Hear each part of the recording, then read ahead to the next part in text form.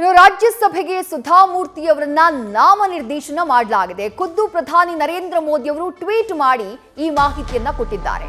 ಮಹಿಳಾ ದಿನಾಚರಣೆಯಂದೇ ರಾಜ್ಯಸಭಾ ಸದಸ್ಯರಾಗಿ ಸುಧಾಮೂರ್ತಿಯವರನ್ನ ನಾಮನಿರ್ದೇಶನ ಮಾಡಲಾಗಿದೆ.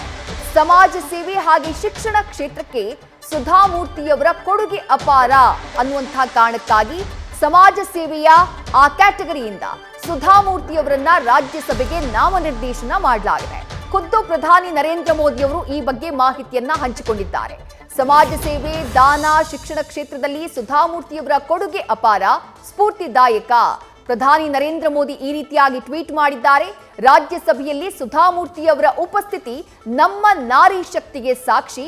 ಸುಧಾಮೂರ್ತಿಯವರಿಗೆ ಪಾರ್ಲಿಮೆಂಟ್ ನಾಮನಿರ್ದೇಶಿತ ಸದಸ್ಯರಾಗಿ ಕಾರ್ಯನಿರ್ವಹಣೆಗೆ ಶುಭ ಹಾರೈಸಿದ್ದಾರೆ ಪ್ರಧಾನಿ ನರೇಂದ್ರ ಮೋದಿ. ಈ ರೀತಿಯಾಗಿ ಟ್ವಿಟರ್ನಲ್ಲಿ ಟ್ವೀಟ್ ಮಾಡಿದ್ದಾರೆ ಪ್ರಧಾನಿ ನರೇಂದ್ರ ಮೋದಿ. ರಾಷ್ಟ್ರಪತಿ ದ್ರೌಪದಿ ಮುರ್ಮು ಅವರು ಸುಧಾಮೂರ್ತಿಯವರನ್ನ ರಾಜ್ಯಸಭೆಗೆ ನಾಮನಿರ್ದೇಶನ ಮಾಡಿದ್ದಾರೆ. ಮತ್ತಷ್ಟು ಡೀಟೇಲ್ಸ್ ನಮ್ಮ ಪ್ರತಿನಿಧಿ ಚಂದ್ರಮೋಹನ್ ನೀಡ್ತಾ ಹೋಗ್ತಾರೆ. ಚಂದ್ರಮೋಹನ್, ಮಹಿಳಾ ದಿನಾಚರಣೆಯ ದಿನದಂದೇ ಸುಧಾಮೂರ್ತಿಯವರ ನಾಮನಿರ್ದೇಶನ ಆಗಿದೆ ರಾಜ್ಯಸಭೆಗೆ. ಸುಧಾಮೂರ್ತಿಯವರು ಮಾಡಿರುವಂತಹ ಸಾಮಾಜಿಕ ಕಾರ್ಯಗಳು ಇದು ನಾಡು ದೇಶ ಹೆಮ್ಮೆ ಪಡುವಂಥದ್ದು, ಅದರಲ್ಲಿ ಯಾವುದೇ ರೀತಿಯಾದಂತಹ ಅನುಮಾನ ಇಲ್ಲ. ಬಟ್ ಲೋಕಸಭೆಯ ಬ್ಯಾಕ್ ಡ್ರಾಪ್ ನಲ್ಲೂ ಕೂಡ ನಾವು ಈ ವಿಚಾರವನ್ನ ವಿಶ್ಲೇಷಣೆ ಮಾಡಬೇಕಾಗುತ್ತೆ. ಚಂದ್ರಮೋಹನ್. ಹೌದು ವಿದೇಶಿ, ಮುಖ್ಯವಾಗಿ ಈಗ ಕರ್ನಾಟಕದಿಂದ ಮತ್ತೊಬ್ಬರನ್ನ ರಾಜ್ಯಸಭೆಗೆ ನಾಮಕರಣವನ್ನ ಮಾಡಲಾಗಿದೆ. ಇನ್ಫೋಸಿಸ್ ಫೌಂಡೇಶನ್ ನ ಮುಖ್ಯಸ್ಥೆ ಸುಧಾಮೂರ್ತಿ ಅವರನ್ನ ಈಗ ರಾಜ್ಯಸಭೆಗೆ ನಿರ್ದೇಶನವನ್ನ ಮಾಡಿ ರಾಷ್ಟ್ರಪತಿ ದ್ರೌಪದಿ ಮುರ್ಮು ಅವರು ಆದೇಶವನ್ನ ಹೊರಡಿಸಿದ್ದಾರೆ. ಈ ಬಗ್ಗೆ ಪ್ರಧಾನಿ ನರೇಂದ್ರ ಮೋದಿ ಅವರೇ ಟ್ವೀಟ್ ಮಾಡಿ ಮಾಹಿತಿಯನ್ನ ಕೊಟ್ಟಿದ್ದಾರೆ. ಮುಖ್ಯವಾಗಿ ವಿಶ್ವ ಮಹಿಳಾ ದಿನವೇ ಸುಧಾಮೂರ್ತಿ ಅವರನ್ನ ಈಗ ರಾಜ್ಯಸಭೆಗೆ ನಾಮನಿರ್ದೇಶನ ಮಾಡಿರುವಂತದ್ದು ವಿಶೇಷ. ಈ ಮೂಲಕವಾಗಿ ಪ್ರಧಾನಿ ಮೋದಿ ಅವರನ್ನೇ ಸುಧಾಮೂರ್ತಿ ಅವರ ನಾಮನಿರ್ದೇಶನ ನಮ್ಮ ದೇಶದ ನಾರಿ ಶಕ್ತಿಗೆ ಸಾಕ್ಷಿಯಾಗಿದೆ ಅಂತೇಳಿ ಟ್ವೀಟ್ ಅನ್ನ ಮಾಡಿದ್ದಾರೆ. ಸುಧಾಮೂರ್ತಿ ಅವರು ಸಮಾಜ ಸೇವೆ, ದಾನ ಮತ್ತು ಶಿಕ್ಷಣ ಕ್ಷೇತ್ರದಲ್ಲಿ ಅಪಾರವಾದಂತಹ ಕೊಡುಗೆಯನ್ನ ಕೊಟ್ಟಿದ್ದಾರೆ. ಅವರ ಸಾಧನೆಗಳು ಈಗ ನಮಗೆಲ್ಲರಿಗೂ ಕೂಡ ಸ್ಫೂರ್ತಿದಾಯಕ ಆಗಿದೆ. ಜೊತೆಗೆ ಅವರು ಪಾರ್ಲಿಮೆಂಟರಿ ನಾಮನಿರ್ದೇಶನ ಸದಸ್ಯರಾಗಿ ಅವರ ಕಾರ್ಯನಿರ್ವಹಣೆಗೆ ನಾನು ಶುಭವನ್ನ ಹಾರೈಸ್ತೀನಿ ಅಂತೇಳಿ ಪ್ರಧಾನಿ ಮೋದಿ ಅವರು ಟ್ವೀಟ್ ಅನ್ನ ಮಾಡಿದ್ದಾರೆ.